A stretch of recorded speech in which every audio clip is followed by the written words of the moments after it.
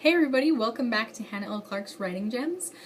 For those of you who are just joining us, I am Hannah L. Clark. I'm the author of the previously self-published fantasy adventure called Kabogoth, young adult fantasy adventure called Kabogoth, and but it's recently been picked up by a professional publisher that will be re-releasing it this May after having been heavily revised under the new title of Uncovering Kabogoth. So keep an eye out for it. We're really excited. Today's writing gem is going to be the first in a series, and what this series is going to be called is Resonance and Originality. And I first learned about resonance at a conference that I went to several years ago. Dave Farland, who I've mentioned lots of times in these writing gems, that's the first workshop I ever went to with him, the first class anyway. And what the class was called is Drawing on the Power of Resonance. And he's actually recently released a book, I think it was about 2 years ago, called the exact same thing, Drawing on the Power of Resonance by Dave Farland. And it is awesome. It was like taking his class again, but like way more in depth. And with given really specific examples. He takes the book, The Lord of the Rings, and he uses that as his kind of his example to go through all these different concepts of using resonance in our writing and whatnot. Now, before I get into explaining what resonance is, because that's what this gem is going to be focused most on, is what is resonance and kind of why is it important in our writing. I want to talk about a little bit about originality and how that's can be such a stumbling block, especially when we're first starting out as writers. For me, I started writing Kabogoth right after I graduated from college, and I'd been a writing tutor for 2 years before that, so I was really heavily indoctrinated with this idea of plagiarism, bad, plagiarism, don't do it, you know, don't copy anything of anyone else's because you will get in trouble kind of a deal. So when I first started writing, I was so intent on coming up with something completely original, like nothing even hinting at anybody else's work ever. And as I got further along in the process of writing, I began to find that people who read my stuff had no idea what I was talking about. So it was kind of a fail situation, but I learned a lot. It's just that especially when you're a fantasy writer, because you're creating these new worlds, you have to give your readers something to hold on to, something to relate to in their own life, you know? And so that's where the power of resonance comes in. This guy, Sir Arthur Thomas Couch, I totally slaughtered his name, I'm sure, but he believed in this philosophy that there were only really 7 original story plots ever in all of literature from the beginning of time.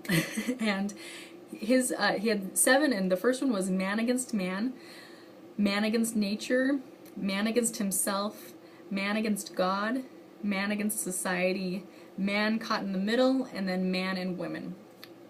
And of course you can go back through the previous 6 and plug in woman in all of those. We gotta make sure this is equal here. But anyway, I found that those ones were kind of vague, and so I wanted to find something a little bit more specific in that concept of there only being really 7 original story plots to share with you guys. And I came across this book called 7 Basic Plots, Why We Tell Stories by Christopher Booker. I haven't read it, but I have read a Wikipedia summary of his book. And anyway, I came across his 7 different categories for the original stories, and I liked them way better because they also gave examples in modern literature and movies of each of those. So his first one was Overcoming the Monster, and he gave the examples of Star Wars, Braveheart, or Jaws. Those are where they come when they overcome this big, you know, scary thing. The second one was Rags to Riches, and it's like Harry Potter or, you know, Cinderella or The Prince and the Pauper sort of situation a little bit. The next one was The Quest, so like Goonies or the Holy Grail, I guess is kind of a quest, or The Lord of the Rings. Those are quests. The next one was Voyage and Return, so like The Wizard of Oz or Never Ending Story, anything where they go out into a foreign world and then they come back better off than when they left, having, you know, accomplished something, learned something. Then the next one is comedies, and comedies gets its own category here. Then there's tragedies, also gets its own category. And then the seventh and final one is rebirth. And what a rebirth is it's just a tragedy but with a happy ending. So the protagonist goes forward heading on this tragic, you know, road, but then ends up realizing his flaws and his mistakes and changing, and therefore the story ends happily. So an example of that is It's a Wonderful Life. So those are the seven his seven basic story plots. But I want to kind of talk about that a little bit more, because for me, learning this, and I learned it earlier in college, but I just didn't really realize it applied to storytelling as much until I realized, or had my major fail of trying to create something completely original. It's really kind of liberating, this idea that you don't have to create something completely original, and that you really can't, because the thing is that we are influenced by everything around us, and as writers, we are readers, and therefore everything we read influences what we write, because you can't draw water from an empty well, if that makes sense. You've got to constantly be feeding yourself literature in order to be able to produce stories and produce literature. I do the same with movies. I watch tons and study tons of movies in order to learn and be able to create more. And so for me, it was a really liberating concept to know that I didn't have to come up with something completely original, and that it wasn't plagiarism when I happened to be influenced by someone else's writing. And you'll see that all over the place, where authors will tell what authors influenced them when they were young, or who has influenced them as they've gotten older and whatnot. So, originality. It is important, but it's impossible to be completely 100% original as far as story plot goes, because there are only 7. So, now, what the idea of originality in writing for me means is that you take what's happened before and put your own individual slant on it. So an example of this, and there are 3 that I want to share with you, which have done it fantastically successfully, is Harry Potter. If you look at the Harry Potter, the idea, the concept is witchcraft and wizardry. There have been plenty of books written before Harry Potter concerning that same topic, that same genre. But when J.K. Rowling came along, she put her own spin on that genre and completely revolutionized not only the genre but children's literature in general. She did something different with something that had already been done before.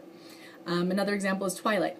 There are plenty of vampire novels that were written before was probably even ever born. But when she came along, she took what had been done before and she put her own spin on it and revolutionized that genre, and kind of created her own as well, more along the lines of the paranormal romance genre, you know.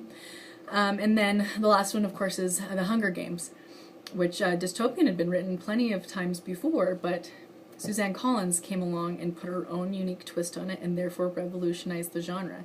And as an author, that's kind of what you're trying to do, is take what's been done before, draw on the strengths that have been done before, and then put your own individual twist on it, and carve out your own, you know, place within the genre. And that's where resonance comes in. What each of those authors did is they used and drew upon the power of resonance. So what resonance is, Dave Farland in this book, Drawing on the Power of Resonance, he uses music, the definition of to resonate in music, to explain this. And what it means to resonate in music is to draw power by repeating that which has come before. So an example of that, and which is one that he uses in the book, is Beethoven, with his famous da da da da da da da da. And he talks about how, you know, those 3 or 4, however many notes are, da da da da, so 4 notes, he takes and he repeats them plus all these different variations of them all over the song, and then he comes back to the original 4 notes, da da da da, but he comes back to them so much more powerfully, and because he's done what he's done before, it is so much more powerful because he's got all this foundation underneath him. And that's kind of the great thing about being where we are in literary history, is that we've got so much that's gone before, and it's our opportunity to draw on what's gone before and make it our own, and therefore have that much more of a powerful impact on readers. So he says, this is a direct quote from his book, Dave Farland says, "All authors use resonance to enhance their stories by drawing power from stories that came before, by resonating with their readers' experiences, and resonating within their own works." So resonance is really important in writing, because when I go pick up a book, I'm usually looking for something that I've experienced before, something that I loved before. For example, I love the Harry Potter books. Loved, loved, loved. I have yet to find a book that I love as much as those in that particular genre. But I really, really loved, early on in my life, I think in 8th grade, I started reading Jane Austen. Loved Pride and Prejudice so much. Loved all of them. But I have since, you know, searched for books like that and have found a lot in the same genre that create the same sort of, at least a similar sort of response within me, and that is resonance, is that we're looking to create, as readers, we're looking to create something that we've already experienced, and we do that by searching the genre within which we first experienced that, and that's a really powerful thing to understand as a writer, because, you know, your readers are looking for something that they've already experienced, and that's why resonance is so important. So, so for example, think about the books that you have loved, or the genre that you love to read the most, and then go back and try and track it down to the one novel that first brought you into loving that genre so much. And I'm pretty sure you'll be able to find just one, or at least one or two, because it was such a powerful, you know, effect on you. Now I'm going to close here by talking about, there's 3 different types of resonance. The first one is resonance in genre, then there's resonance in life, and then there's resonance with emotional needs. And the first example of resonance in genre is just what I talked about. It's when you have such a powerful experience with a book for the first time in that genre, and then you go and explore that genre looking for the same sort of experience. And for me, it was Pride and Prejudice, looking for those same kind of Regency or historical romance, funny comedy sort of romances. And I've read plenty since. And funny enough, even though I'm a fantasy author, my favorite genre to read is historical fiction, historical romance, that kind of thing. So it's kind of funny. But anyway, the next one is resonance in life. And with resonance in life, it's when you take, as a writer, you take your own experiences and plug them into your work. And you can do that in so many different ways, but because you've actually experienced them, there's a power as a writer that comes from drawing from your own experiences, because one, they're unique to you, but they're also human, and therefore they're going to speak to your readers as well. And a great example of this is, for my own personal life, is when I just graduated from high school, my parents got divorced, and it was like completely losing my entire foundation. That's how it affected me. I know it affects everybody different, but for me it was like my foundation was completely gone. My friends, I no longer had a home in my hometown. My family was broken. Nothing was the same as it had been, and it was really difficult for me. But during that time, all the Harry Potter books were coming out, especially the last 4. And there was something about book 4, which is where Harry Potter starts to get much darker, and my parents' divorce coinciding, because that book came out the same year that my parents got divorced. And I remember reading it because it was also during September 11th. There was just so much scariness happening in my personal life, but also in the world in general. And I remember that book really resonating with me, because one, it talked about death, it talked about loss, and for me, I was really experiencing that in my own personal life, and somehow being able to relate to a character in literature where I really felt like that character understood what I was feeling, was really powerful. And now that I know that J.K. Rowling actually lost her mother for real, you know, before she wrote that series, it makes so much more sense, because the reason why it felt so authentic is because she herself had actually experienced that.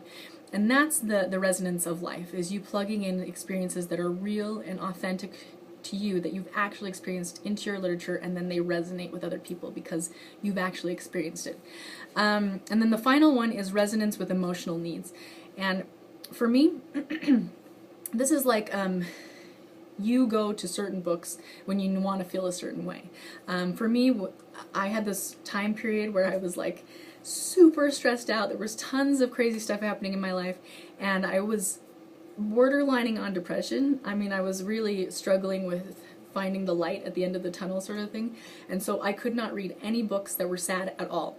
All the books that I read had to have happy endings.